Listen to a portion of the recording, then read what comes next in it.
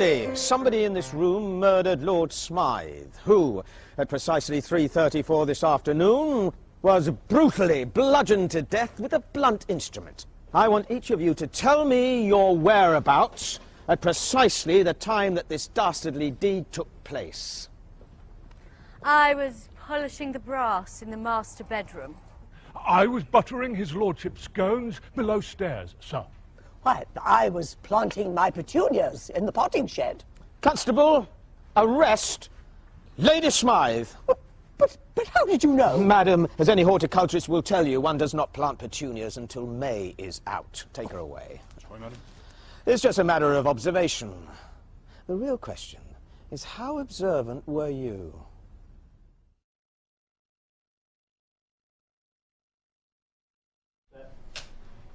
And action.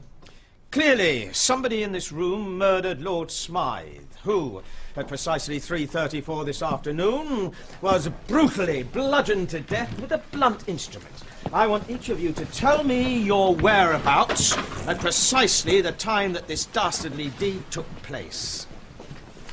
I was polishing the brass in the master bedroom. I was buttering his lordship's scones below stairs, sir. Why, I was planting my petunias in the potting shed. Constable, arrest Lady Smythe.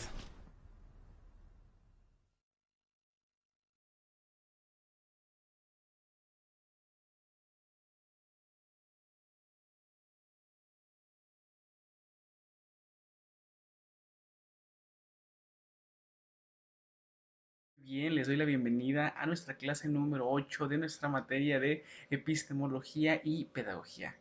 Bien, muchachas, pues no sé qué les habrá parecido el video que les presenté, es muy interesante. Por favor, coméntenme si ustedes se dieron cuenta de los cambios que efectivamente presentaba en el video. Y justamente elegí ese video para reforzar lo que platicamos la semana pasada, ¿no? Nos quedó claro que esta primera corriente epistemológica que estábamos revisando, que es el empirismo, pues se basa en que nosotros aprendemos todo por medio de la experiencia y de nuestros sentidos. Pero justamente con ese tipo de videos como el que acabas de ver, pues nos podemos dar una idea que a veces lo que vemos, pues exactamente no es lo que pasó, ¿no? Justamente esa es la directriz de por qué surgieron muchas otras posturas epistemológicas. El día de hoy vamos a continuar viendo lo que corresponde a esta primera postura que se le conoce como empirismo. Entonces, vamos a comenzar. Perfecto. Simplemente como repaso súper rápido, nos dimos cuenta que el empirismo en general, sin indagar en ningún tipo de empirismo con exactitud, que es lo que vamos a hacer de hecho la semana que viene, existen 7 características fundamentales que definen a esta corriente epistemológica. Característica número 1, que ya vimos, subjetivismo del conocimiento, ya hemos hablado mucho de eso, va a depender del sujeto y de sus capacidades, cómo percibe al objeto. Entonces este es el primer elemento y justamente está relacionado con el video que acabas de ver. La experiencia como única fuente del conocimiento. Para los empiristas, tú siempre tienes que vivir las cosas para que sepas qué son o para poder conocerlas. Si tú no las vives o no pasan por tu experiencia, entonces no es conocimiento. Negación de las ideas innatas de los racionalistas, que fue el último punto que nosotros vimos la clase anterior. Las ideas innatas se supone que son esas ideas que nosotros ya tenemos desde antes de nacer, que sostienen muchas posturas, y los empiristas dicen que no. ¿Por qué? Porque ya quedamos que para que el conocimiento exista, pues debe de haber pasado por la experiencia y por nuestros sentidos. Eso es nada más lo que vimos la semana pasada. El día de hoy vamos a ver los 4 puntos restantes para poder entender esta doctrina por completo. El conocimiento humano es limitado, la negación del valor objetivo de los conceptos universales, el método experimental y los predicados de bueno y mal. Entonces, vamos a revisarlo súper rápido, súper sencillo, para que no exista ninguna duda. Aquí nos dice primero, el primer punto que vamos a ver hoy dice: el conocimiento humano es limitado. Nosotros ya entendimos entonces que para los empiristas el conocimiento pues debe de pasar a través de la experiencia y de los sentidos. Por eso este punto es importante, porque nos dice: la experiencia es su límite y más allá de ella no es lícito ir si no se quiere caer en el error, atribuyéndole a todo lo que no se ha experimentado una realidad y existencia objetiva. Dicho con otras palabras, ¿por qué el conocimiento humano va a ser limitado? Porque simplemente va a llegar hasta donde nuestra experiencia llegue. Ejemplo, tal vez nosotros nunca vamos a poder conocer ciertas cosas y nunca las podemos vivir, ¿no? Entonces, por lo tanto, no podríamos estarlas conociendo. A eso se refiere este primer punto. El conocimiento humano es limitado. ¿Por qué es limitado? Porque la experiencia es limitada y también nuestra capacidad mental. Diferentes posturas pues piensan cosas diferentes, pero para los empiristas entonces el conocimiento humano es limitado. Muy bien, vamos a ver la que sigue. Permítito, déjenme ajustar aquí. Ahí está. Espero que se alcance a ver bien. Nos dice aquí la negación del valor objetivo de los conceptos universales. Vamos a revisar primero que nada qué es un concepto universal y por inferencia vamos a poder descubrir a qué se refiere esto de que niegan que los conceptos universales tengan valor. Dice aquí primero, nos referimos a aquello que es común a un conjunto de entes y que se suele identificar con la esencia. Si no le entendiste ese concepto, con el siguiente le vas a entender muy bien. El término universal es un adjetivo calificativo que se utiliza para designar a todo aquello que sea considerado general o aplicable para todos. Eso es universal, es una palabra que se emplea pues muy seguido en nuestro lenguaje. Lo universal es aquello que es aplicable para todos nosotros, de hecho lo entendemos, ¿no? ¿Por qué los empiristas dicen que no existen o no tienen valor los conceptos universales? Tiene sentido con lo que acabamos de ver y con lo que vimos la semana pasada. Si se supone que primero el conocimiento es subjetivo, ¿qué quiere decir? Que va a depender de cada persona. Y segundo, que es limitado, por lo tanto, no puede existir nada universal porque cada persona lo va a percibir de maneras diferentes. ¿Sí entendimos entonces por qué entonces, según los empiristas, lo universal no existe? No existe entonces porque cada persona percibe las cosas pues de manera distinta, según su experiencia, según sus sentidos, por lo tanto no existe aquello universal. Pongamos un ejemplo muy tonto para que le entiendas. Imagínate la siguiente situación, hay un incendio. Lado izquierdo te encuentras tú, lado derecho se encuentra un bombero. ¿Es la misma situación? Sí, es la misma, está el incendio, pero va a ser muy diferente la percepción que tengas tú a la que tenga de un bombero. A lo mejor tú te preocupas o algo así, pero no, en tus capacidades y en tu experiencia no está hacer más, mientras que el bombero tiene las competencias, las aptitudes y las actitudes para poder pues solucionar y apagar ese incendio y ayudar a las personas que estén ahí. Entonces, por eso, según los empiristas, no existe lo universal. Muy bien, quedó claro el punto número 2. Vamos a revisar el siguiente.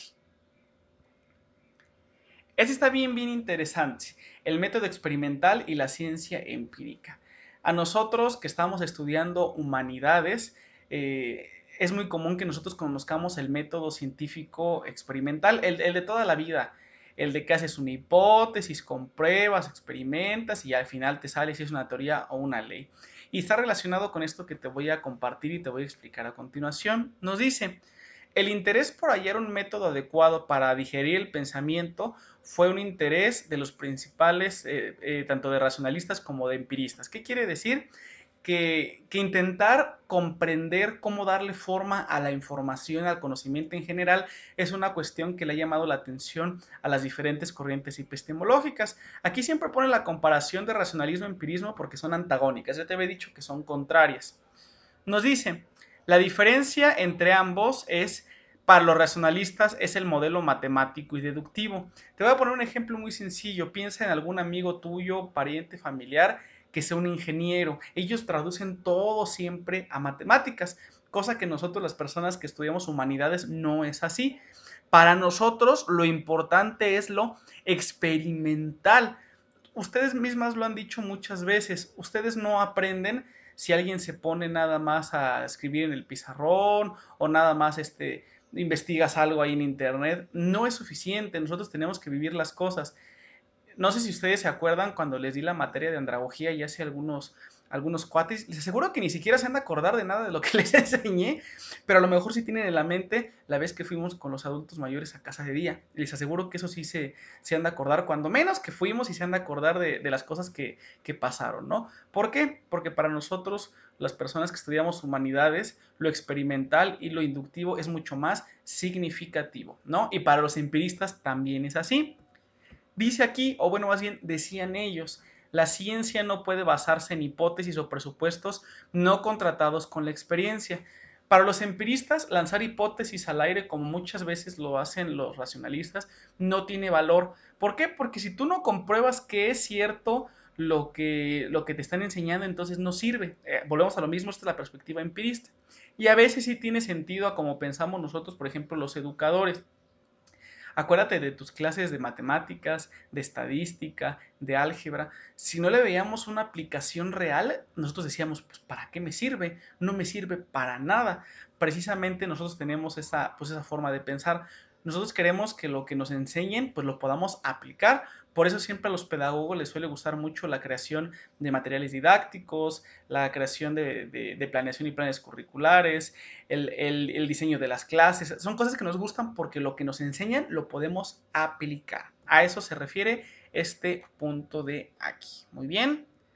Vamos a revisar ya para terminar. La clase de hoy era muy rápida para no aburrirte. La intención es, te digo, ver esta información de manera muy fluida. Te repito, si quieres investigar más, lo puedes hacer. Estás en todo tu derecho. El último punto está muy interesante y podría estar hablándote de él horas y horas. Podríamos debatir mucho tiempo, pero simplemente quiero que le demos un poquito forma y ya después vemos cómo nos acomodamos. Nos dice, los predicados como bueno o malo no se dan en la experiencia. Vamos a revisar.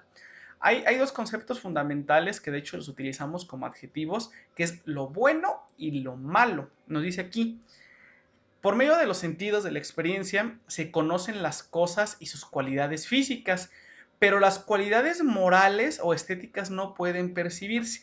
Les voy a poner un ejemplo muy tonto con algo que encuentro aquí en mi mesa, que es un masking, ¿sí? Creo que es un masking tape, una de estas cintas, ¿no? Ustedes, por medio de su sentido de la vista, pues pueden ver que es redondo, pueden apreciar el color, ya la experiencia nos indica para qué sirve, pero esta cosa es buena o mala. No me refiero que si sirve o no, es buena o mala. Precisamente es lo que dicen los empiristas, que a veces los sentidos no nos dan esa posibilidad de determinar si algo es bueno o malo. Te pongo un ejemplo, espérame tantito, déjame estiro para acá, aquí está, tengo ahora unas tijeras de cocina. ¿Son buenas o malas? Pues va a depender de para qué las utilices, ¿no? Entonces, a eso se refieren los predicados de bueno o malo. Ejemplo, si yo lo utilizo estas tijeras para cortar algo que tiene que ver con la cocina o con la comida, pues a lo mejor yo digo es bueno, pero a lo mejor alguien que se quiere defender de alguien que lo está agrediendo, pues la utiliza como arma y dice, bueno, es buena porque a mí me ayudó. Si me vas entendiendo, por eso la experiencia no nos puede explicar si algo es bueno o malo. ¿Por qué? Porque va a ser subjetiva, vuelvo a lo mismo, la apreciación va a ser subjetiva. Nos dice aquí, no tiene valor cognoscitivo, sino la guía para la vida humana es el sentimiento. Ok, entonces, ¿cómo sé yo que algo es bueno o malo? A través de mi propio sentir, lo que se le conoce como la ética. Eso es lo que me hace determinar si algo es bueno o malo. La ética de la mano de la moral. Resumen express, la ética es el conjunto de valores que yo tengo, la moral es el conjunto de valores que me establece mi sociedad en un contexto y en un tiempo determinado. Ambas están pues obviamente relacionadas, ¿no? Entonces, tal vez algún producto, algún artículo, pues ver cambiando su percepción de bueno o malo. Les voy a poner un ejemplo muy tonto. Por ejemplo, ustedes conocen mis tatuajes. Hace algunos años, tal vez 10 años o 20 años, podría ser impensable que un docente pues tenga esos tatuajes, ¿no? Ahora, pues los tiempos cambian y la percepción de bueno o malo también ha cambiado. Muy bien, muchachas, espero que haya quedado muy claro. Ya para cerrar la clase del día de hoy, les quiero tener una reflexión, que la intención es que las ponga ustedes a pensar con respecto a si tus sentidos te dicen siempre la verdad, si lo que tú piensas es correcto o a lo mejor siempre has vivido equivocada. Vamos a revisarlo. Esto que te presento aquí se le conoce como la reflexión de la cebra. Te la voy a leer y después te voy a dejar un espacio en una actividad para que me digas qué sientes o qué piensas de esta reflexión. Ahí te va. Un día le pregunté a la cebra, ¿eres una cebra blanca con rayas negras o una cebra negra con rayas blancas? La cebra mirándome me preguntó, ¿tú eres un hombre inquieto con momentos tranquilos o un hombre tranquilo con momentos de inquietud? ¿Eres un tipo descuidado de maneras ordenadas o un tipo ordenado de maneras descuidadas? ¿Eres un hombre feliz con momentos tristes o un hombre triste con momentos felices? Nunca más le pregunté más a la cebra sobre sus rayas. Shel Silverstein. Entonces, no todo es blanco o todo es negro, ¿no? Entonces, ahí les voy a dejar el espacio para que ustedes me digan qué piensan de esta reflexión. ¿Eres una persona feliz que tiene momentos tristes o una persona triste que tiene momentos felices? Ahí me lo vas a dejar, que te hace sentir esta reflexión. Perfecto, muchachas. En la clase de hoy tuvimos la oportunidad de complementar los puntos indispensables que componen a nuestra doctrina correspondiente, que es el empirismo. Entendimos, déjenme subo tantito, espérenme, ahí está. Entendimos que el conocimiento humano es limitado por dos factores. Uno, porque nuestra mente está limitada, y dos, porque va a estar limitado basado en nuestra propia experiencia. Nadie puede experimentar o vivir todo. También pudimos revisar que los empiristas dicen que los valores y los conceptos universales no existen. ¿Por qué no existe algo universal? Porque justamente el punto de acá nos dice que es subjetivo, entonces no hay nada que sea aplicable para todos.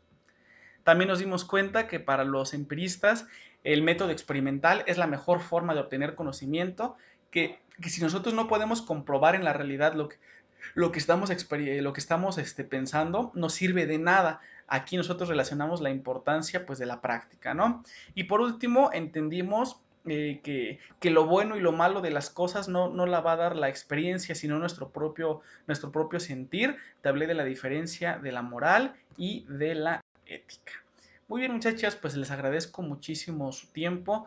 Espero que le vayan entendiendo bien estos temas. Yo sé que son mucho de estar ahí pensando y pensando. La epistemología, pues como ya sabes, es una rama de la filosofía y genera mucho, ¿no? Esta reflexión, este pensamiento, y eso es lo que pretendo que ustedes logren, ¿no? Que se pongan a pensar, salir un poquito de lo que estamos habituados, ¿no? Muchachas, les agradezco muchísimo su tiempo, su atención. Cualquier duda que tengan con respecto al tema, cualquier otra cosa, háganmelo saber y con mucho gusto las apoyo. Cuídense mucho, estamos en comunicación. Bye.